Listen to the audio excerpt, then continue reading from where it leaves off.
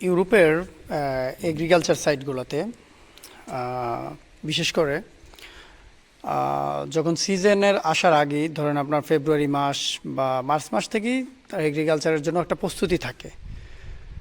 যেমন আমরা এখন যে ঘরটাতে আছি সেটা হচ্ছে একটা চারা তৈরি করার একটা রুম আর কি। তো এই রুমের ভিতরে আপনার আমি দেখাচ্ছি, এখানে যে চারাটা দেখতেছেন এটা হচ্ছে আপনার টমেটো, এটা হচ্ছে আপনার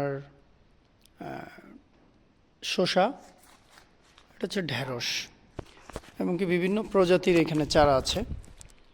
এগুলা রোপণ করা হয়েছে। অসংখ্য এখানে যে এটা আছে মরিচ। তো এখানে এই পদ্ধতিগুলো হচ্ছে যে এগুলা ফার্স্ট ওয়ান হচ্ছে এই যে এখানে রেডিমেড মাটি আছে, এই যে রেডিমেড মাটি, এই মাটির ভিতরে এই যে ফোমগুলো আছে এগুলোর ভিতরে মাটিগুলো দিয়ে তারপর বীজ রোপণ করা হয়। তারপরে হচ্ছে যে আপনার বেশ কিছুদিন এগুলো অবজারভেশনে থাকে, থাকার পরে হচ্ছে যে চারাগুলো বেড়ে ওঠে। বেড়ে ওঠার পরে তারা সেই ক্ষেত্র বিশেষ অনুসারে যে এই যে ম্যাক্সিমামই আপনার পর্তুগাল বা স্পেন, ইউরোপের সবগুলা পাহাড়ি অঞ্চল বা পাহাড়ি সাইটগুলোই হয়ে থাকে এগ্রিকালচার সাইটগুলো।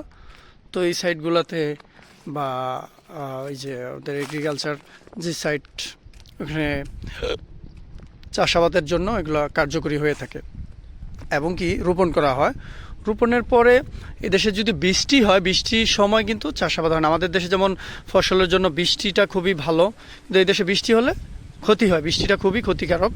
বাট এই যে ওয়াটার সেক্টর করা থাকে প্রতিটা সাইডে, এই যে ওয়াটার সেক্টর, এই যে ওয়াটার থেকে প্রতিটা চারার গোড়ায় গোড়ায় পানি যায়। তো এভাবে তারা প্রস্তুতি নিয়ে থাকে এবং কি বিভিন্ন চাষাবাদ করে থাকে। এই যে এটা আছে আঙ্গুর। তো এরকম চাষাবাদ হয়ে থাকে।